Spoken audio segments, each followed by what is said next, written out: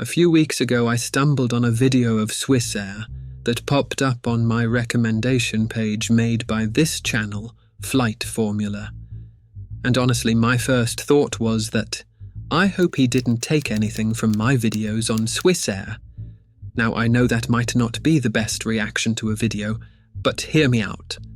Last year, my videos on the Swissair topic had already been taken by a medium-sized YouTube channel. It was my first time doing a copyright strike. I didn't know much about it, and the whole ordeal was pretty stressful. And so, understandably, I was a little bit more protective of my work after that, and much more aware of the bigger channels taking the smaller channels' videos, ideas, or simple clips to make their own without crediting the original source. So anyways, I started watching it and thought the concept of travelling whilst doing a historical dive into the company to be original. But the longer I carried on watching his video, the more I realised he had the exact same clips and very similar examples to my Swissair video. Now, I don't claim to own the history of Swissair. Obviously, any chronological video is going to hit the same major events. But if you know anything about my channel, I tend to make long videos, between 20 to 40 minutes documentary videos, that take me at least 3 to 4 weeks to make, sometimes even 5 to 6 weeks. The research and writing the script are what takes me the most amount of time. For my video on Swissair, I took time to find the footage, even if some of it was available on YouTube whilst crediting the source, and digging into the Swiss National Archives, watching old broadcasts and manually translating French, German and Swiss German into English. I had to make sure the information I was giving was correct and factual. And despite the fact that I am Swiss and already had an idea of where to find this kind of information, it's still a lot of work to undertake for one person, having to research, write the script, and edit the whole thing by yourself. And even when I finish writing the script, I almost never use the original one I had initially written. Same thing with my research. I always end up changing the script as I'm going along by either removing or adding new elements to the script. And I enjoy doing that. I like having the freedom to discuss topics that I'm passionate about, like Swissair, and explain things the way I want to explain it. So when I looked closer at his B-roll, I realised he didn't just use the same footage I did. In fact, he had downloaded this video file and 2 more on my channel to make his video.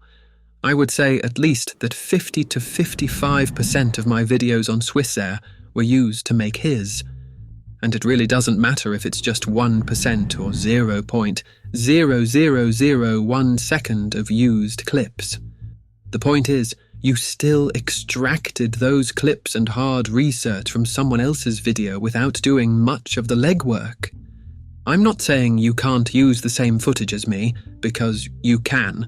There is only so much available out there, but you should go and find it yourself. Or if you don't want to, at least credit the person you took the videos and research from.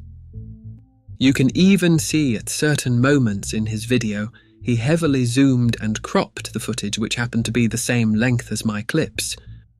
Sometimes the edits are all of a sudden a bit choppy, because he's cutting out my text animation, or zoomed in to hide my English subtitles at the bottom. The other thing that bothers me is the time it takes to make a video.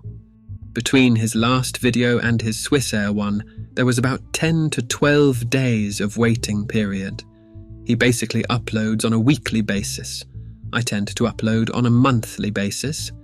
With the time and effort I put into my video, which was about 4 to 5 weeks, I don't believe that in 1 week or so, you can make a video of 28 minutes finding, translating and editing all of this footage without resorting to some shortcuts and without making mistakes. The government said no, Switzerland doesn't do bailouts.